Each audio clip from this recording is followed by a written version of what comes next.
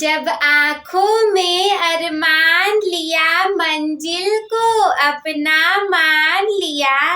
जब आँखों में अरमान लिया, मंजिल को अपना मान लिया। फिर मुश्किल क्या और आसान क्या, जब ठान लिया तो ठान लिया। हेलो मेरे प्यारे स्टूडेंट, स्वागत है आप सभी का मेरे फेवरेट यूट्यूब चैनल, मतलब कि आप सभी के favourite YouTube channel smart student with Shraddha में मैं आप सभी का स्वागत करती हूँ। बिना पढ़े हम पास कैसे हों? साल भर तो हमने बिल्कुल भी पढ़ाई नहीं की, पेपर दे या नहीं, कहीं हम फेल ना हो जाए। तो ये सारे प्रश्न तो आप लोग के दिमाग में चल ही रहे होंगे, और क्यों ना चले। साल भर आपने इतनी मस्ती जो की है, पढ़ाई तो की नहीं, तो ये सारी चीजें तो आपको लोग के दिमाग में चलनी है। अरे तो चिंता किस बात की, आपकी दीदी है ना आपके साथ। चलिए बताते हैं आज के इस वीडियो में। आज का ये वीडियो हमारा बहुत ज्यादा इंटरेस्टिंग है और आप लोगों को बहुत ज्यादा पसंद आएगा। कारण बता दूं, क्योंकि मैं आप लोग को क्या बताने वाली हूँ कि हम बिना पढ़े हम पास कैसे हो। बिना पढ़े भाई कोई बताएगा ऐसी चीज आप लोगों को कि बिना पढ़े पास कैसे होते हैं। पढ़ करके पास होना तो सारे लोग बताते हैं, लेकिन बिना पढ़े भी हम पास हो सकते हैं। अब कैसे, चलिए मैं बताती हूँ आप लोगों को। लेकिन सबसे पहले एक सच्चाई बता दूं, मैं आप लोग को गुमराह नहीं करूंगी। देखो रियलिटी तो ये है कि बिना पढ़े पास होने का मतलब उसी तरीके से है कि बिना खाना खाए पेट को भर लेना, बिना पानी पिए अपने प्यास को बुझा लेना, इसी तरीके की चीजें होंगी। इतना तो पता है, बिना सांस लिए जीते रहना, अरे ये तो पॉसिबल ही नहीं है। यानी कि सबसे पहली बात ये है कि बिना पढ़े पास होना, ये जो काम है ये एक इम्पॉसिबल काम है। बिना पढ़े पास होना ना भाई एक बहुत इम्पॉसिबल काम है। लेकिन फिर भी चिंता मत करो, मैं इसे भी पॉसिबल करूंगी। लेकिन जैसा कि पहले ही बता दिया कि इम्पॉसिबल है, तो थोड़ी तो मेहनत आप लोग को करनी पड़ेगी। अगर साल भर पढ़ाई नहीं किए हो, पास होना चाहते हो कि आप फेल ना हो, तो इतनी सी तो पढ़ाई आप लोग को करनी ही पड़ेगी ना।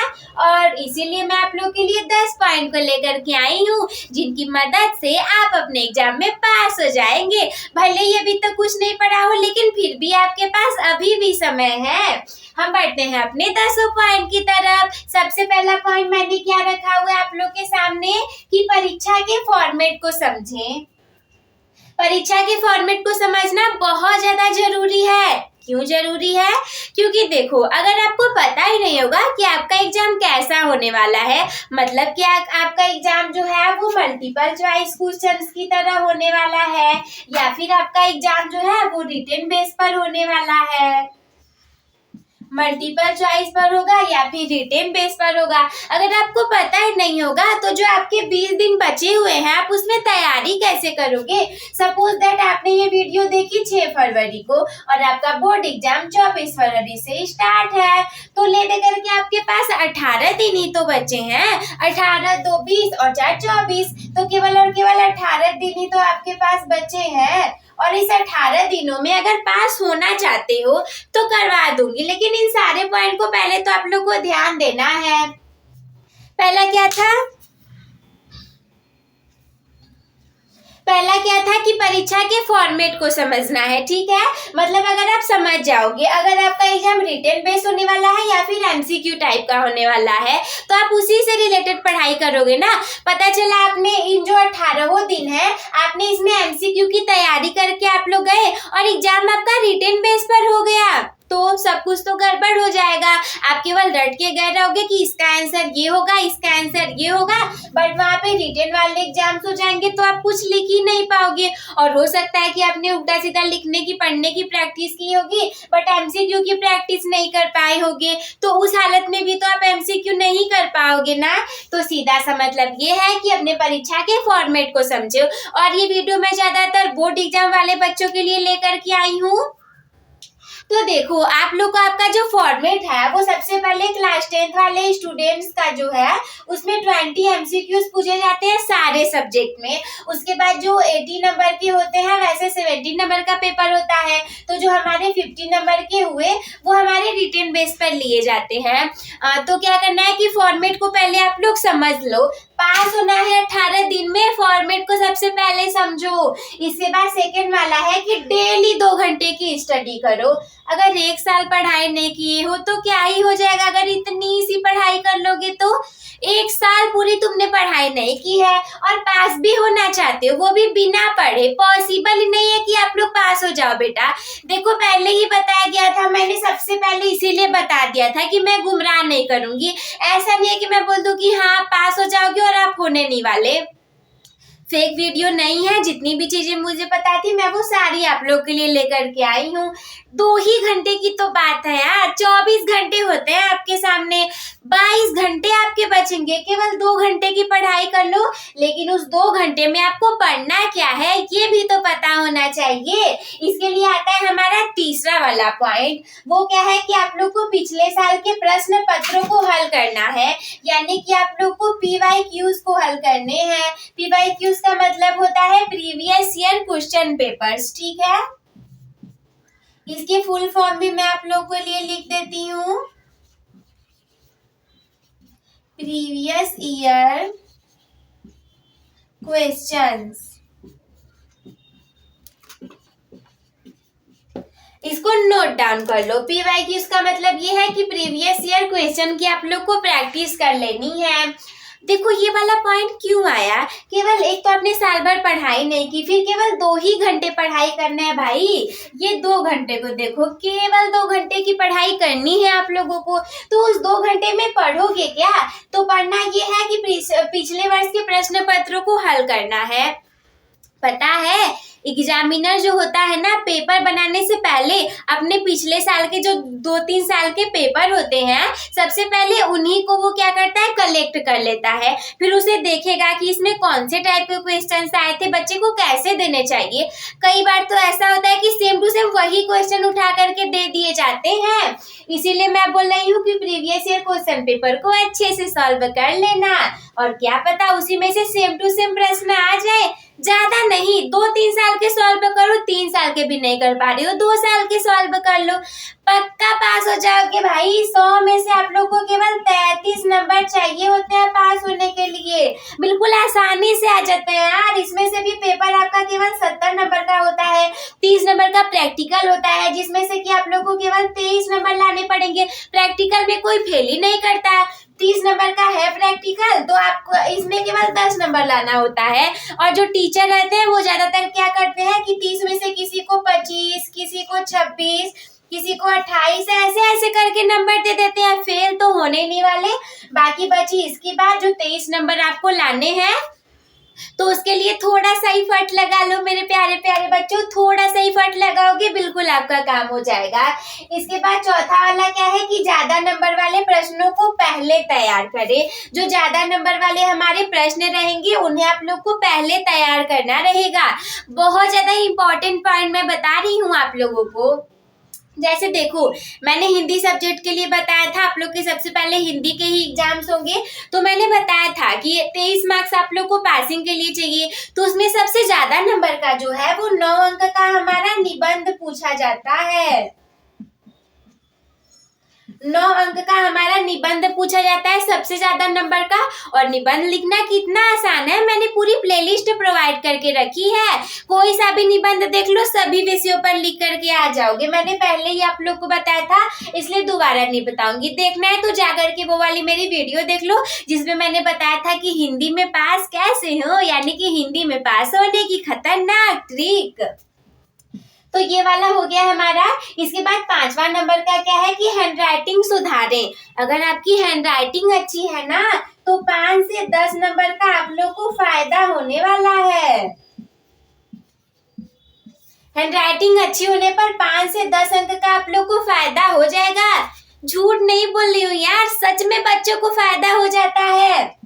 स्टोरी बता दूं, बिल्कुल 1 मिनट की। मेरी एक फ्रेंड थी, उसको कुछ भी नहीं आता जाता था इंग्लिश में, और मुझे ठीक ठाक आता था भाई, अभी भी आता है। तो क्या हुआ था कि उसने अपना पेपर दिया था, रिजल्ट आने के बाद मैं बहुत शॉक्ड हो गई। कारण पता है, उसके आए थे 100 में से 94 मार्क्स, क्लास 10th की बात बता रही हूँ, और मेरे 100 में से आ गए थे 89 marks. I was so sad. I said to her that यार तूने क्या किया था, अबे तेरे 94 मार्क्स आ गए यार, मेरे तो 89 ही है, अभी तूने ऐसा क्या किया था। वो बोली मेरे को नहीं पता। तो मैंने बोला यार नहीं, कुछ तो बात है, तू मेरे को अपनी कॉपी दे। फिर मैंने उसकी कॉपी लिया। अरे भाई साहब बता रही हूँ, कॉपी खोलते ही मैंने जैसी उसकी हैंडराइटिंग देखी, मैंने बोला बस कर यार, मेरे को पता चल गया कि तेरी हैंडराइटिंग ऐसी है कि तुझे इतने अच्छे नंबर आ गए। और उस समय ना मेरी हैंडराइटिंग बहुत ज्यादा अच्छी नहीं थी, लेकिन हाँ मैं फेल नहीं हुई थी यार। मेरे क्लास 10th में 90% रिजल्ट आए थे। 90% का मतलब समझते हो, 90% रिजल्ट। तो ये ऐसे ही थोड़ी ना आते हैं, बहुत पढ़ने पर आते हैं। इंग्लिश में थोड़े से 89 मार्क्स ही आते हैं, बट हाँ फिर भी ठीक थे। तो बस बताना, देखो लास्ट में यही है कि उसकी हैंडराइटिंग अच्छी होने की वजह से कैसे उसके नंबर इतने अच्छे आ गए थे। तो आप लोग को अपनी हैंडराइटिंग को सुधार लेना है। इसके बाद छठवां वाला पॉइंट क्या है कि सवालों को ध्यान से पढ़ें और समझें।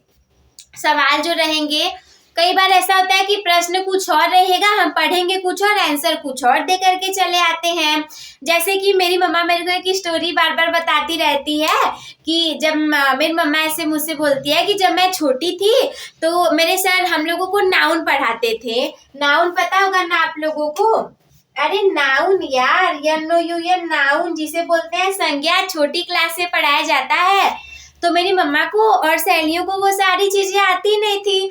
तो हुआ क्या कि जब एग्जाम में आया था कि हम नाउन किसे कहते हैं, what is the definition of noun, तो एक बच्चा ऐसा भी था कि बता रही थी कि क्या हुआ था कि उसने बोल रहा था, सर ने पूछा कि बोलो कि नाउन क्या है, तो वो बता रहा था कि नाउन तो एक्चुअली आप लोग को भी पता होगा, अगर गांव से बिलोंग करते होगे तो पता होगा कि जो हमारे यहाँ जो पैर कलर करने के लिए शादी विवाह में आती है ना, एक औरत रहती है, उन्हें ही हम लोग नाउन बोलते हैं। तो क्या बोल दिया था उसने कि सर उसे ही नाउन बोलते हैं। तो वैसे ये रियल नहीं है, हालांकि उस बच्चे को जैसा भी समझ में आया होगा। अरे मैं इस पॉइंट का मतलब आप लोग को समझा रही हूँ कि सवालों को ध्यान से पढ़ने का मतलब क्या है। सवालों को ध्यान से पढ़ने का यही मतलब है कि ऐसा नहीं हो कि इस नाउन को पढ़ करके आप लोग वो वाली नाउन को बता दो, ऐसा नहीं करना है। और सच बताओ, मुझे ये स्टोरी ना फेक लगती है। रीजन ये है कि अगर उसे नाउन नहीं पता तो उसे ये पढ़ने कैसे आएगा कि NOUN नाउन लिखा है। यही तरीका है। तो क्या करना है कि सबसे पहले सवालों को ध्यान से पढ़ो। आप क्वेश्चन पेपर को सॉल्व करके गए रहोगे, तो जब आएगा आपके सामने पेपर, तो क्या होगा इसमें कि आप लोग थोड़ा सा ध्यान से पढ़ोगे तो आपको लगेगा कि हाँ ये वाला क्वेश्चन तो आया हुआ था एग्जाम में, ये तो मैंने पहले भी सॉल्व किया हुआ था, मैं इसे सॉल्व कर सकता हूँ। तो ध्यान से पढ़ोगे, नहीं कुछ तो थोड़ी बहुत चीजें समझ में आएंगी, वही लिख करके आ जाना। एग्जामिनर नंबर कैसे देगा? कॉपी लिखे रहोगे तब तो नंबर देगा। और लिखोगे कैसे? प्रश्न पढ़े रहोगे, थोड़ी बहुत चीजें समझ में आती रहेंगी और लिख करके आ जाओगे। इसके बाद अगला 7वां वाला है कि हर सवाल का जवाब दें। वैसे आपने अगर पढ़ाई नहीं की पूरे साल तो आप ऐसा नहीं कर पाओगे, फिर भी हाँ आप ट्राई ये करो कि आप सारे प्रश्नों को पढ़ो और ट्राई ये करो कि सारे प्रश्नों का जवाब दो। अगर मान लो कुछ नहीं आता, आपके एग्जाम में 14 प्रश्न आने वाले, ठीक है, सपोज दैट 14 प्रश्न आने वाले हैं, आपने 14 को हल किया। अरे भाई 0 से 1 बेहतर होता है यार। अगर मान लो कि एग्जामिनर ने 14 पर एक नंबर भी दिए, सब कुछ गलत है, फिर भी सोचेगा कि बच्चे ने लिखा है, मैं उसको 1 नंबर दे देता हूँ।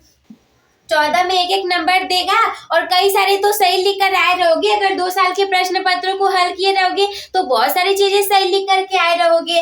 मान लो इसमें से 10 अंक आप लोगों ने और भी पा लिए, 14 10 24 नंबर हो गए, कहीं से 23 नंबर ही तो पासिंग मार्क्स होते हैं। यहाँ पे आप लोग को 24 अंक मिल जाएंगे। तो कितना जरूरी है ये सारे सवालों का जवाब देना। फिर हम 8वें वाले पॉइंट की तरफ बढ़ेंगे, जो कि है सबसे लास्ट में पेपर दें। सबसे लास्ट में पेपर देने का फायदा जानते हैं कि आप लोग देखो, एक तो आपने पढ़ाई नहीं की है, फिर अगर आप सोचोगे कि मुझे कुछ आ ही नहीं रहा है, 1-1.5 घंटे आपने लेकर ये वो पढ़ा, कुछ किया, कुछ आया ही नहीं, इधर उधर देखा, किसी ने कुछ नहीं बताया, तो सोचोगे कि चलो अब मैं ये पेपर दे देता हूँ, मुझे तो कुछ आ ही नहीं रहा है, रिग्रेट फील करोगे बाद में। ऐसा भी तो हो सकता है कि भले ही आपके 3 घंटे 15 मिनट में से 2 घंटे वेस्ट हो गई हो, लेकिन उस 1 घंटे 15 मिनट में जब आप पूरे पेपर को 2 बार 3 बार पढ़ लो, तो आप लोग को थोड़ी बहुत चीजें समझ में आ जाए कि हाँ, इसे तो मैं लिख सकता हूँ। तो वो रिग्रेट फीलिंग आने से तो अच्छा यही है कि सारे लोग बैठे रहेंगे, आप भी अपनी लेकर के बैठे रहो, और हो सकता है कि आपको थोड़ी बहुत चीजें बाद में समझ में आ जाएंगी। इसके बाद अगला वाला है कि टेंशन फ्री होकर एग्जाम दे। अगर आपके पास कोई प्रॉब्लम थी, आपने साल भर पढ़ाई नहीं कर पाई, तो क्या करोगी, बिल्कुल टेंशन फ्री होकर के एग्जाम दो। फेल तो आप बिल्कुल नहीं होने वाले, मैं गारंटी लेती हूँ। इसके बाद 10वां वाला है कॉन्फिडेंस से भरपूर रहो। हमेशा कॉन्फिडेंस से भरपूर रहो। वो कहते हैं ना कि I can do it, I will do it and I must be a winner. तो इसीलिए हमेशा कॉन्फिडेंस से भरपूर रहो। अगर ये सारी चीजें पता है तब तो आपके अंदर कॉन्फिडेंस की बिल्कुल भी कमी नहीं होगी। आप लोग इसका स्क्रीनशॉट ले लो, मैं बगल में हट जाती हूँ।